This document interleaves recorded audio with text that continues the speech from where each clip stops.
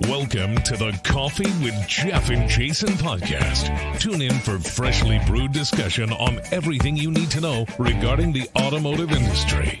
Here's your hosts, Jeff Tessier and Jason Harris.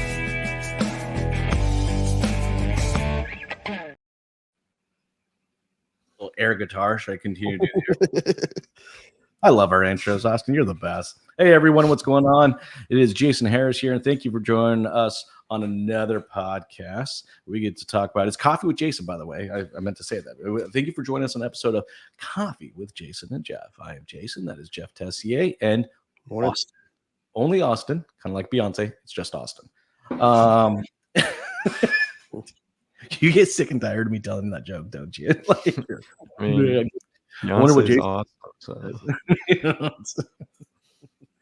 Hey, man, hey, thank you guys for, if you're out there watching, listening, really appreciate you taking the time to join us. We're kind of getting our morning going and getting our coffee going. Today's show, Austin's got some cool topics with us for us, and then me and Jeff are going to kind of just dive into it, agree with it, disagree with it, argue about it. I will more than likely find a proverbial rabbit hole to go down and chase a squirrel at some point in time during this podcast. So if that happens, I apologize, but I really don't apologize. All right, let's go. Sorry, not sorry. You're not sorry. Did you ever do that when you were a kid? Sorry. Not sorry. All right, today let's talk a little bit about how to have a successful private sale and what sort of goes into sort of strategies around having a good private sale. Private sale. All right, let's talk about a good private sale. While I'm doing this, I need you to find out a clip for me from the movie called The Goods. Is it Sell Hard? I can't remember it. Do you remember it? Something like that, yeah. Austin, you'll find it. Okay, let's get into. Great movie, by the way. I knew where you were going as soon as you said find me. Find me a clip from this. Okay. Look, here's the thing with private sales. They crack me up, okay? Because for all intents and purposes, a dealership has the capabilities operationally to do this themselves, but there is this proverbial button that they can push, and they bring in this private sale expert, and they usually are overly caffeinated, bouncing off the walls, excited to be there, and maybe it's just a level of energy that your dealership doesn't normally have. But I think we have to understand as an industry that at the dealership level, we have the ability, from a process perspective, a marketing perspective, and an operations perspective, be able to do this for ourselves, but we've chosen not to. And there's been some monster companies out there that have built major businesses off of this. Jeff, what was your first private sale? I'm curious. I don't even remember. It was probably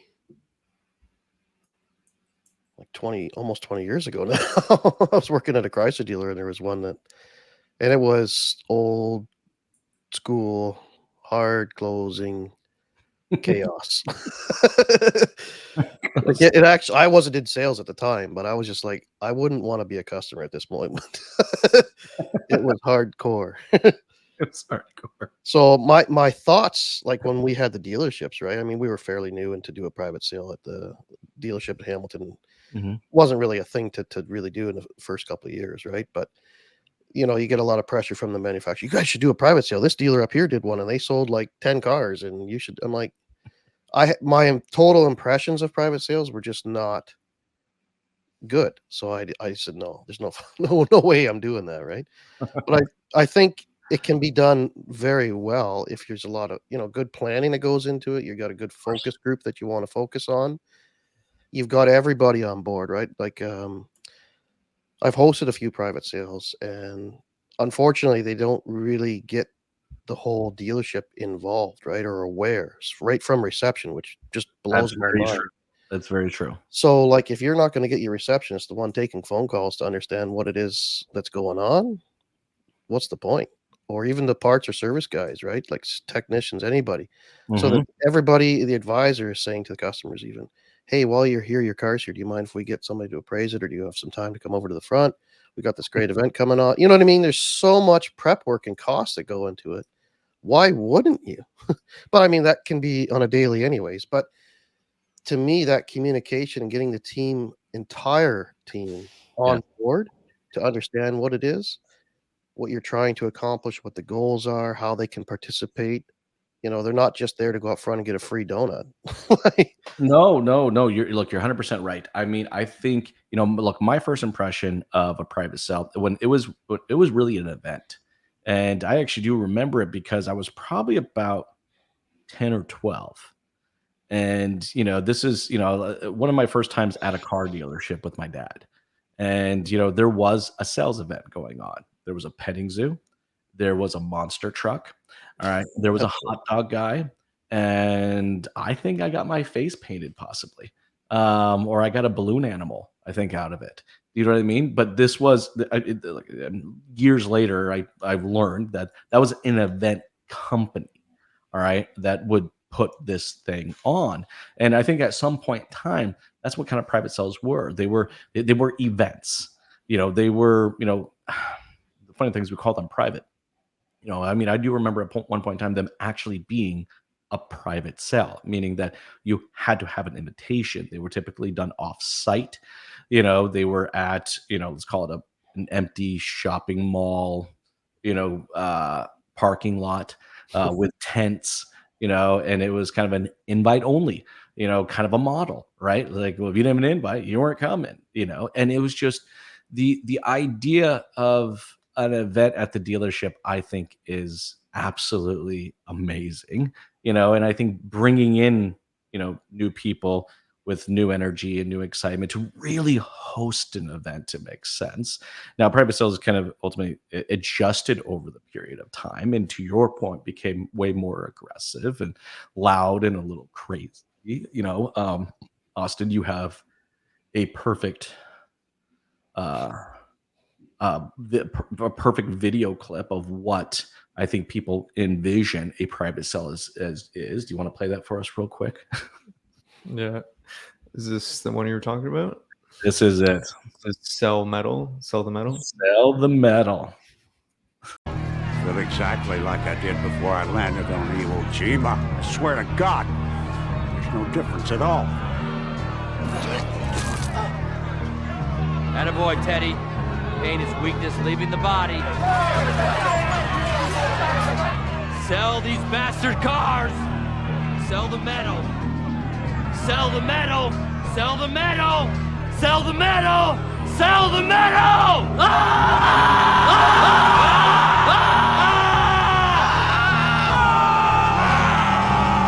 Go, go, go, go, go, go, go.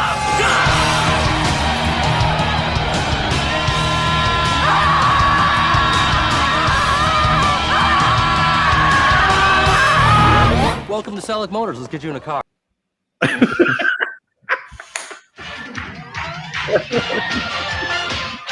Well, there you go. There's the classic stuff. I don't know how in the world. I don't know what that came up from, but anyway. That is awesome. Sell the metal. By the way, that should be the name of this particular podcast, is Sell the Metal. If anybody has not seen this movie, you need.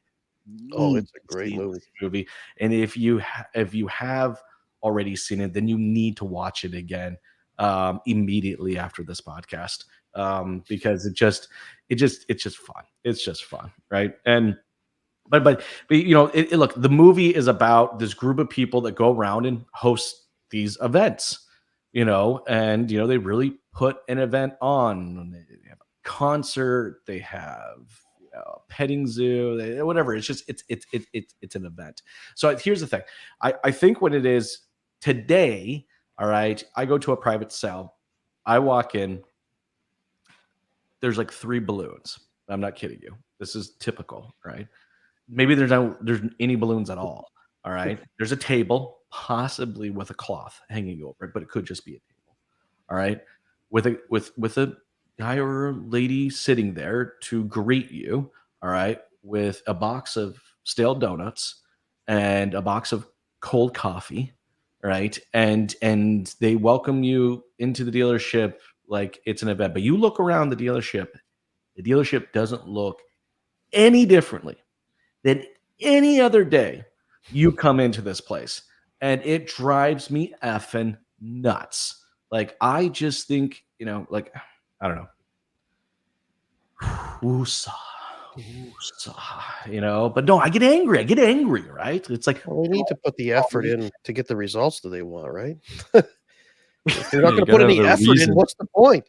Let's spend 15 grand, do this event and half-ass it, and then cry when we sold, nowhere near the amount of cars and didn't really do anything different than we do every day, right? So, I mean, yes. I like definitely the idea of having things for the kids to do and stuff like that as well, right? Because you're going to expect people are going to bring their families, right? Make it, you can't call it an event and not make it an event. Like, it's just, you really want to screw up your perception, your consumer's perception of you as a company, do stupid stuff like this. All right. Have an event and not actually have an event. You know what I mean? Make it something. If you're going to call it private, make it private. I need a beeper on this thing because I want to say a bunch of right now. But you know what I mean? Like, I mean, come on, people. Like, look, and this doesn't take much anymore to make events. You know what I mean? Like, it doesn't take much to create an event. And you know what? Maybe you can shoot a couple birds with one stone and create a community event and an opportunity to have conversations. Like, here's the point. Look, no one wants to sell. No one wants to be sold anymore. So why would I want to come to a 3-day event so I can be sold a car? What? No. Like, I mean, we're over this, people. Like, get over it. We're over this. We don't want to be sold something, but here's what we do want. We want an experience. All right. So if you're going to tell me during these 3 days that there's going to be a very different experience than any other day I come into your dealership, okay, you piqued my interest. What's the experience? Have it defined. Make it clear, right? Look, people don't show up because you got hot dogs and balloons. Well, even if you did have hot dogs and balloons, it'd probably be an upgrade for most of y'all, right? But like, make it an experience. Excuse me, make it an event. We have a dealership that we work with, and during the summer they regularly host, an outdoor movie night, for families. In fact, if you don't have a vehicle, they'll actually provide you a vehicle to sit in and watch the movie. You know what I mean? Cool. What a better way, right, to get someone to into a new vehicle is like, don't go ahead and leave your old vehicle up there. We have a brand new minivan already set up in the back. It's got blankets. You're going to find a little picnic basket in there with some snacks. All right. The movie starts around dusk. It's going to be about 7:45. Right. Like, come on. So here I am, like, think about it. Like, this is an event. So like, look, you've kind of found a way to kind of do a community but like a community event and a kind of a sell at the same time, but you're not really selling. Because, like, what is selling anymore? Selling is just is creating conversations. It's getting into a conversation with someone. That's selling. Selling is conversations. Selling is not, 3 days where we only have these prices and you'll never get these prices any other day of the week, which we know is shit. Yeah, we're not a furniture company. We didn't buy these, these extra pieces, from our provider in China. That's like, do you know what I mean? Like I didn't get. Well, this is an STXFL edition. What the hell does that stand for? Well, it was kind of like the manufacturer had some extra parts when they were done building the first, 3,000 units, and so they kind of put together these models, and they're just cheaper because they're built from extra parts. Like, we don't have that. The furniture world actually does have something similar to that. They'll be like, this was slightly damaged, or this was, they was using this fabric and they they had to use the rest of what they purchased because they can't buy it anymore, and they built these extra chairs. Like, they actually do stuff like that in the furniture industry. We don't do that in the automotive industry. Anyways, I'll shut up on that stupid rabbit hole. All right, but here's the bottom line, and then we'll move on to our next topic. If you're going to host an event, make it an effing event. Okay. What else you got? Like that. Yeah. So like how, like you said it a little bit, you dove into a little bit, but like it's a conversation.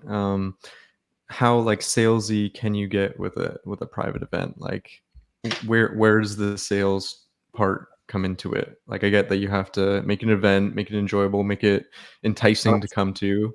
How do you make a sale at a private event? You can't make a sale out of an event. The goal of an event is to get into conversation. All right. And then within conversations, you'll find opportunities to sell something. Right. But like, that's what I'm saying. Like, we build events for the wrong goal. Right. We build events with the intent to sell somebody something, but nobody wants to be sold anything. All right. Nobody wants to be sold anything.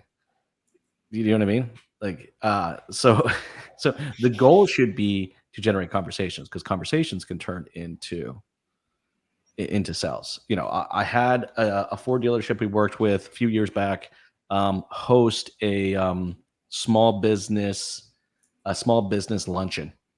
Okay, and you know, it was designed for landscape companies, electrical companies, electricians, contractors, subcontractors, HVAC companies, like, I mean, you name it. There was probably like a dozen different companies, right? You know, there. And it was just introducing, you know, what all different ways that you can utilize an F-150 or 250 or 350, you know, for some of those. And it was just kind of like, hey, we want you to come out and just, you can ask us. We're bringing our experts with us.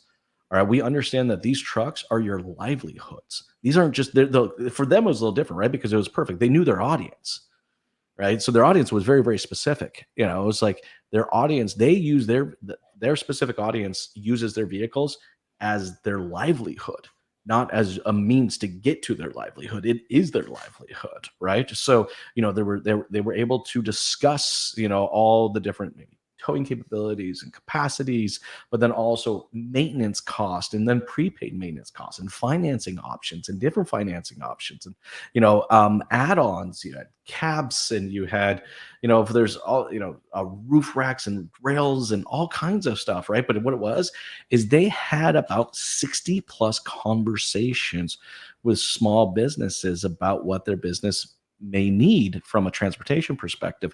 And I'll tell you this, they sold some cars. Like they did, right? They turned all those conversations turned into some pretty hefty sized relationships. I'm not gonna lie, right? Because as some of the small businesses were growing, guess where their trucks were coming from? You know, like, so I think we take the approach of events incorrectly. The goal should never be to sell a car. The goal should be to have as many conversations as possible.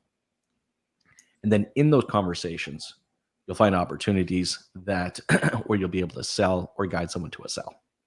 And even then, I don't like to use the word sell. A solution. Solution. Thank you.